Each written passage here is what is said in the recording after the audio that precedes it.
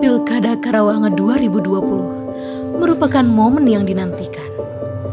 Selain menguji kecintaan kita pada negara atau daerah, juga menguji nilai luhur dan cara kita berdemokrasi. Pilkada Karawang 2020 bukan hanya tentang kompetisi, popularitas, dan pertaruhan marwah partai politik.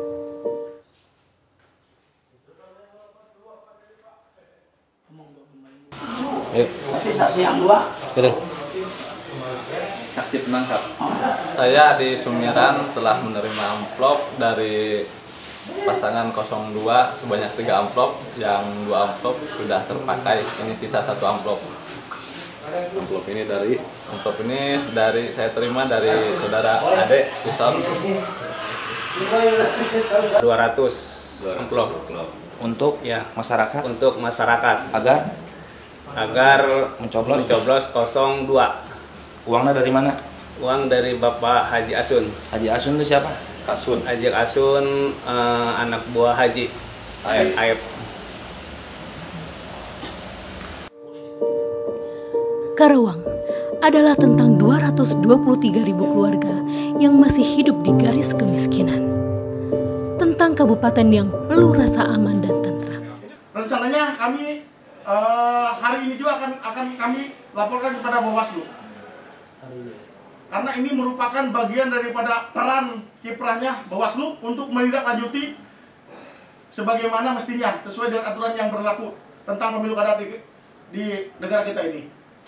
Selama ini kan banyak pelanggaran juga, tapi Bawaslu sendiri sering mengatakan ini bukan masuk ke ranah atau seperti apa. Ini akan ikut mengawal juga nggak? Justru kami dari Laskar NKRI sebagai lembaga sosial kontrol tentunya dalam hal ini konteksnya kami akan selalu mengawal.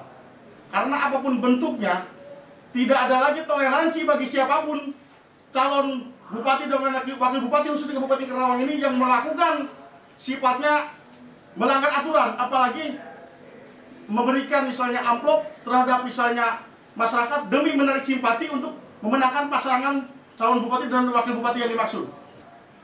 Kami sebagai lembaga sosial kontrol tentunya akan mengawal penuh untuk bagaimana posisi Bawaslu menindaklanjuti apa yang menjadi acuan lembaga kami ini. Seperti itu. Karawang adalah tentang sederet persoalan yang perlu dituntaskan. Bukan adu kekuasaan dan kekuatan yang harus dipertontonkan. Saat ini, seluruh negeri diuji oleh pandemi. Lemah dan bangkitnya Karawang melawan pandemi ini ada di tangan kita semua. Sedikit abai dan keegoisan kita bisa berujung petaka. Tak ada pilihan lain selain kompak melawan pandemi ini. Mari bersama kita wujudkan pilkada damai. Wabarakatuh. Alhamdulillah, kami dari DPP LSM Laskar NKRI sesuai dengan visi misi kami diantaranya adalah sebagai lembaga sosial kontrol masyarakat yang saat ini dalam suasana pilkada, kita telah menemukan beberapa hal di lapangan yang sangat janggal. Sebab ini adalah kepedulian kita bersama selaku warga masyarakat Kabupaten Karawang yang sangat cinta terhadap Kabupaten Karawang. Alangkah tidak elok dan tidak bijaknya kalau kita sebagai lembaga swadaya masyarakat itu tidak pernah mendengar, tidak pernah melihat, dan tidak peduli terhadap kejadian-kejadian yang bertentangan dengan hati nurani di dalam peraturan perundang-undangan yang berlaku. Temuan tersebut semuanya barang bukti yang ada kami laporkan dan kami adukan kepada Badan Pengawas Pemilu Kabupaten Karawang. Yang alhamdulillah sejak tadi dari jam 10 sampai dengan kami baru selesai jam 5 tadi, kurang seberapa. Di Bawaslu sana cukup alot karena kami mempertanyakan dan kami beberapa hal pun dipertanyakan oleh mereka dalam berita acara tersebut apa saja yang menjadi barang bukti. Dan saya pun tidak menyangka, kira itu yang namanya laporan berita acara itu tidak sealot demikian, apa ketidakmengertian atau bagaimana, saya pun tidak tahu. Yang diantaranya barang-barang bukti yang diambil oleh dia, yaitu berupa surat pernyataan dari oknum-oknum yang tertangkap tangan. Yang dibuktikan dan saat ini kami telah menerima tanda bukti penyampaian laporan dari Bawaslu.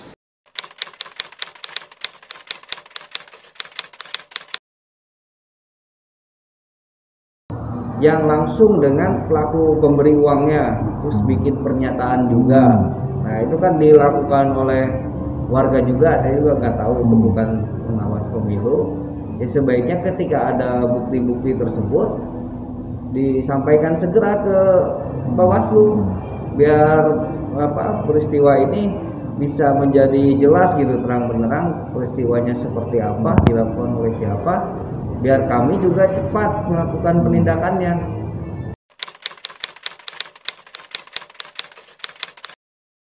Ya langsung bertindak. Itu kan ada prosedurnya, ada prosesnya. Ada kita dibahas dulu di sentra Gakumdu, kemudian dilakukan pemanggilan atau klarifikasi untuk dijadikan bahan kajian, apakah itu bisa terbukti peristiwa pelanggarannya.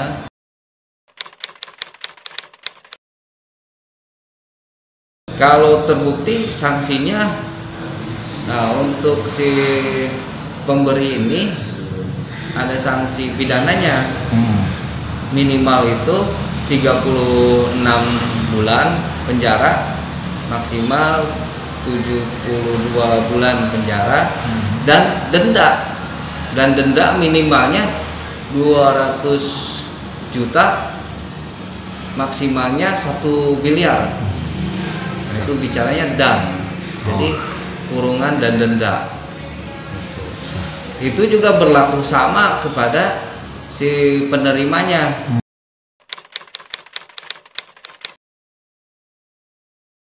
Ya, uang cendol gini ya,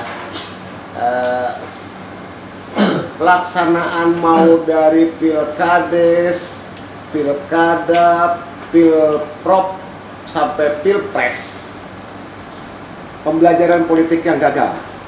Karena sebuah jabatan itu bukan atas kepiawaian, bukan atas kemampuan yang dia miliki, tetapi yang pernah saya bilang bahwa memilih seseorang yang tidak mampu tapi mempunyai pemikiran, mempunyai program yang baik, itu pasti tidak akan dipilih.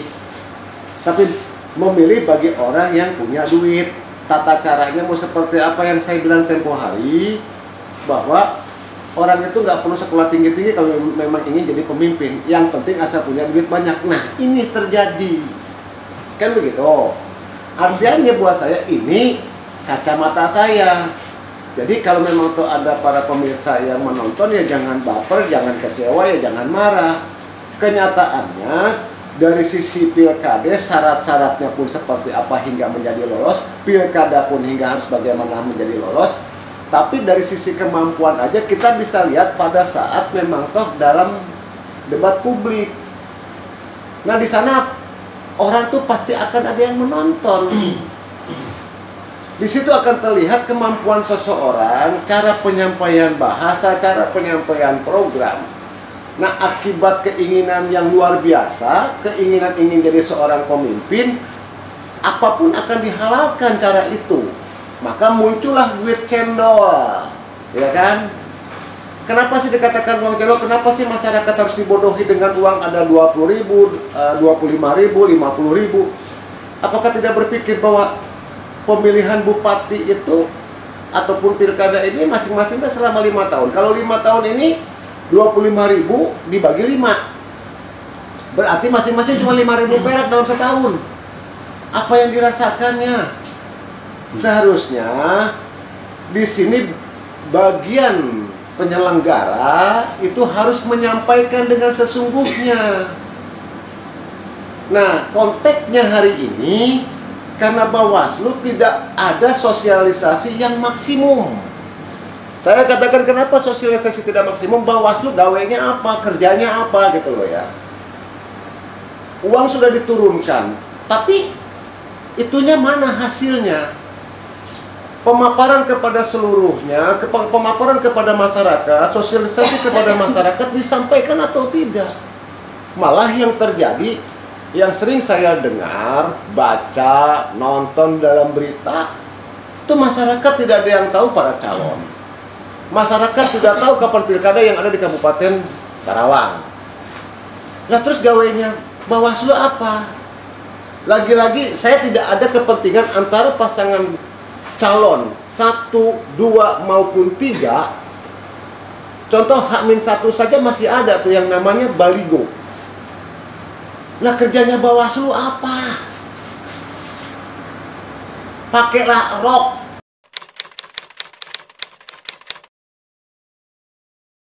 Selesai perkara ini, selesai pilkada ini, saya minta kepada para penegak hukum agar untuk memeriksa Bawaslu dengan seksama pemeriksaan itu, karena itu anggaran yang dikeluarkan oleh pemerintah itu cukup signifikan besar. Biaya COVID pun digeser, ya kan? Nah hari ini dia offset lagi, dia tidak melakukan lagi perbuatan-perbuatan apa yang sudah cantumkan yang ada dalam sebuah syarat-syarat itu. Yang korban siapa lagi? Masyarakat. Yang korban para paslon lagi. Akhirnya peranglah media, akhirnya peranglah di medsos. Padahal medsos itu adalah bukan untuk berperang, bertanding, untuk mempertaruhkan sebuah keilmuan.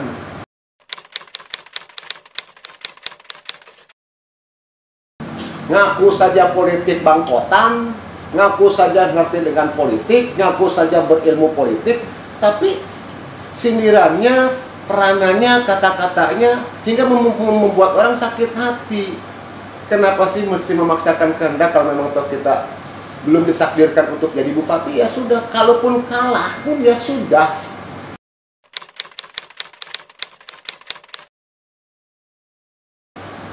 Ini sudah nggak benar gitu loh. Balik lagi karena ketidakbenar, karena kenapa? Kurangnya sosialisasi yang dilakukan oleh Bawaslu. Lagi-lagi saya kejar tuh Bawaslu dan saya minta kepada para penegak hukum, anggaran yang dipergunakan itu sebetulnya untuk apa? Kemana anggaran ini? Kan gitu. Kalau memang tuh ada penyimpangannya, maka kenalah dia korupsi. Kan gitu. Akhirnya di mana? Selesainya di mana? Ya dia selesainya di nanti di penjara.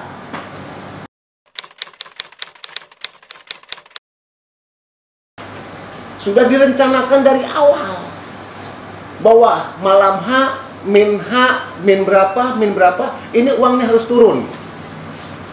Dibodohilah kepada rakyat. Hanya dengan uang kecil-kecil seperti itu.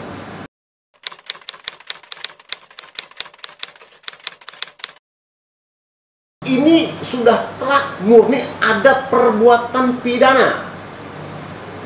Bawaslu tidak akan untuk menyatakan itu ada pidana.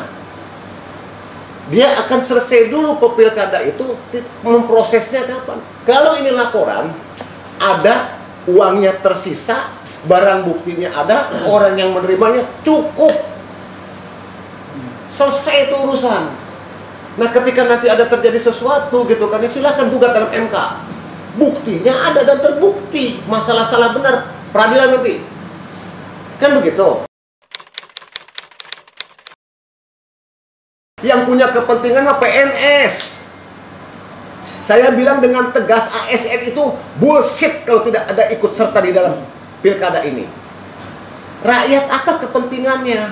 Minta jalan, minta saluran, minta air buat apa namanya? Bukan buat sawah, minta bekerja. Lah PNS berlomba-lomba ingin menjadi, tadinya Kasih ingin jadi kabid, kabid ingin jadi sekdis, sekdis ingin jadi kadis. Ada yang ingin mempertahankan dengan jabatannya seperti itu. Berarti yang punya kepentingannya siapa? Mereka kan. Rakyat punya kepentingan apa? Nggak ada. Rakyat tetap aja sengsara.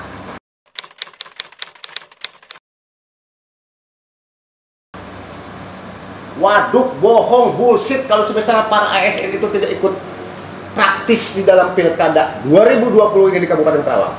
Bertaruh sama saya dan saya buktikan itu kalau memang dia nyala. Masa ada rapat di rumah seorang PNS? Kan begitu. Tempatnya sudah tahu kok. Jangan dikira bahwa saya ini bodoh dan tolol, buta dan tuli. Kalau memang toh saya mau iseng, saya mau blow up, bisa saja untuk apa? Toh saya pikir ini demokrasinya masih dalam pembelajaran yang banget minim. Karena masih mempunyai sebuah kepentingan pribadi dan kelompok. Oke? Sekali lagi kepada para pemirsa yang nonton ini, jangan baper. Ya, sekali lagi jangan baper gitu kan ya. Ya sudah saja kita menerima siapapun dia bupatinya, itu adalah pilihan rakyat.